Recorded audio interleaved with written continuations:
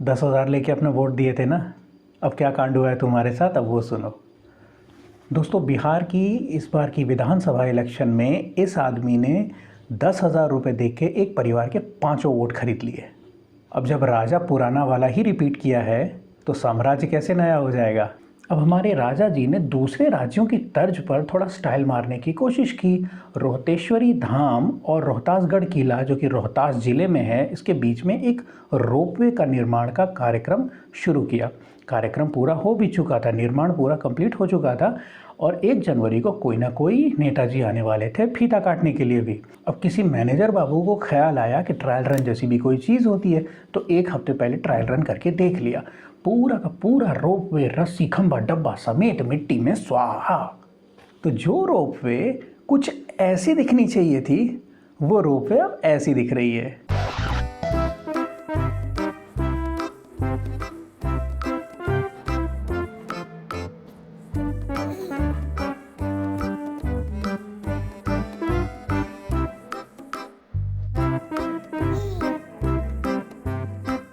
इस रोपवे को बनाने में 13 करोड़ का खर्चा आया था।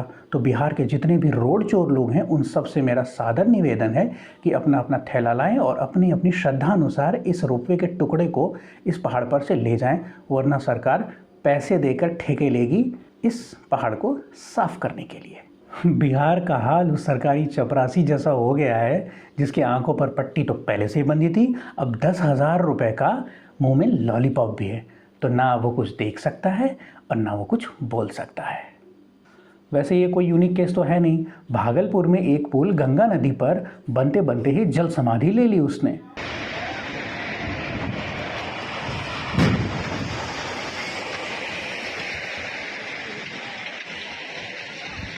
जब मंत्री जी को इसका कारण पूछा गया तो मंत्री जी ने कहा कि IIT रुड़की की एक रिपोर्ट के अनुसार डिज़ाइन गलत था उस पुल का। अच्छा हुआ नेताजी ने यह नहीं कहा कि ज़ोर से हवा चली और पुल उड़ गया। On a very serious note, इस तरह के किसी भी प्रोजेक्ट को शुरू करने से पहले जियोलॉजिकल एरिया सर्वे होता है, लैंड सर्वे होता है, और आजकल तो NDT की बहुत सारी टेक्निकें जिससे बिना स्ट्रक्चर को नुकसान पहुंचाए ही स्ट्रक्चर की ड्यूरेबिलिटी और स्ट्रेंथ की टेस्टिंग करी जा सकती है, और वो भी बहुत ही एक्यूरेटली।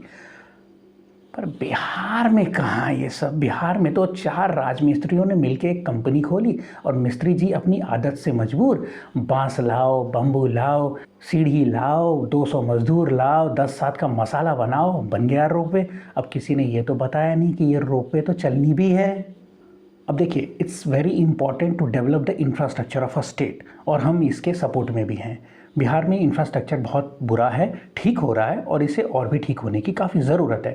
ये करना भी चाहिए था, लेकिन कम से कम जो सिलेक्शन है, टेंडर प्रोसेसिंग है, इस पर थोड़ा सा ध्यान दिया जाए। कौन सी कंपनी को दे रहे हो, कौन सी कंपनी का बैक ट्रैक रिकॉर्ड कैसा है, क्योंकि पैसा तो पैसा होता है, चाहे बड़े स्टेट का जाए या किसी छोटे स्टेट का जाए। अब सीधी सी बात है, हम लखनऊ की तरह 300 करोड़ का रोपवे नहीं बना सकते, या हम उत्तराखंड सरकार की तरह केदारनाथ एंड बद्रीनाथ को जोड़ नहीं सकते जहाँ पे बहुत सारे ट्रैवलर्स आते हैं। लेकिन जो भी ये बन रहा है 1300 मीटर का रोपवे, इसकी जवाबदेही तो बनती थी। इसके निर्माण काल में क्या हुआ, इसके निर्माण काल में क्यों किसी इंजीनियर ने चेक नहीं किया, ये चीज़ें सुधरनी चाहिए। नीतीश बाबू से ही कुछ उम्मीदें हैं, क्योंकि दूसरा वाला जो विकल्प है वो तो किसी काम का लगता नहीं है, और तीसरा वाला जो विकल्प आया था उसे हमने घास भी नहीं डाली। इसी तरह की news, fun and entertaining videos के लिए इस चैनल को सब्सक्राइब करें, इस वीडियो को लाइक करें। Thank you very much. जय श्री राम।